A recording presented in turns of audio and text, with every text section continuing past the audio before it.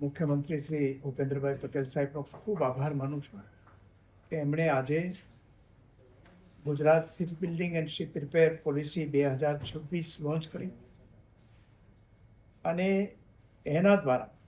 2047ની અંદર જે maritime vision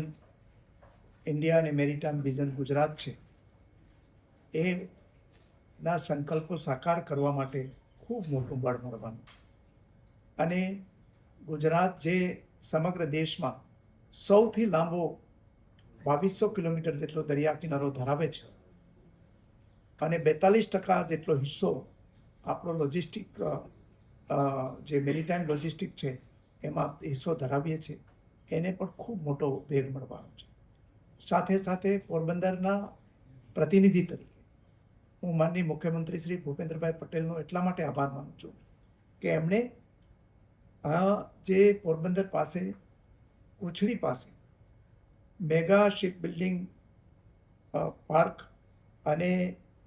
ship building repair facility માટેની સૈદ્ધાંતિક મંજૂરી પણ આપી અને આ મંજૂરીથી પોરબંદરની અંદર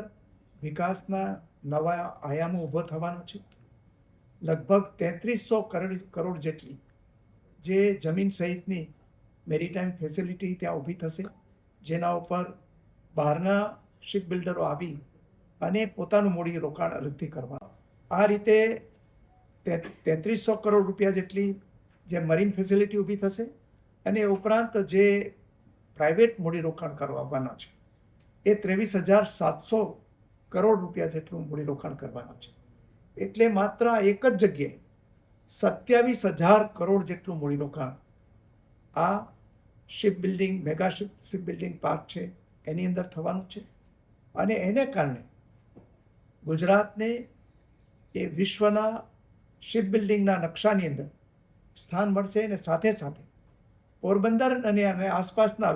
જે વિસ્તારો છે એ વિકાસની હરણફાળ પડશે. માત્ર શિપ બિલ્ડિંગ થશે એટલું જ નહીં, એને કારણે સ્થાનિક હજારો યુવાનો ટેકનિશિયનો એને રોજગારી મળવાની છે અને શિપ બિલ્ડિંગ આધારિત જે MSME નાના જે ઉદ્યોગો છે એનો પણ ત્યાં મોટો વિકાસ થવાનો છે અને એને કારણે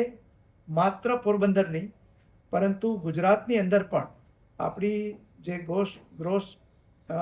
ડોમેસ્ટિક પ્રોડક્ટ છે GSDP છે એની અંદર પણ ખૂબ વધારો થવાનો છે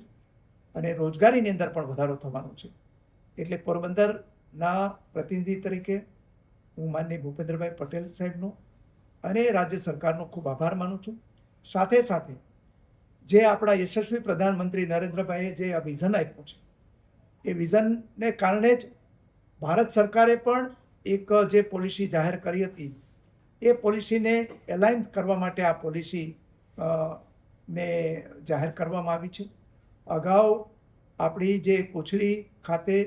મેગા શિપ બિલ્ડિંગ પ્રોજેક્ટના માટે થઈ અને ભારત સરકારે પણ એમને મંજૂરી આપી દીધેલી છે. એના માટે આપણા યશસ્વી પ્રધાનમંત્રી નરેન્દ્રભાઈનો,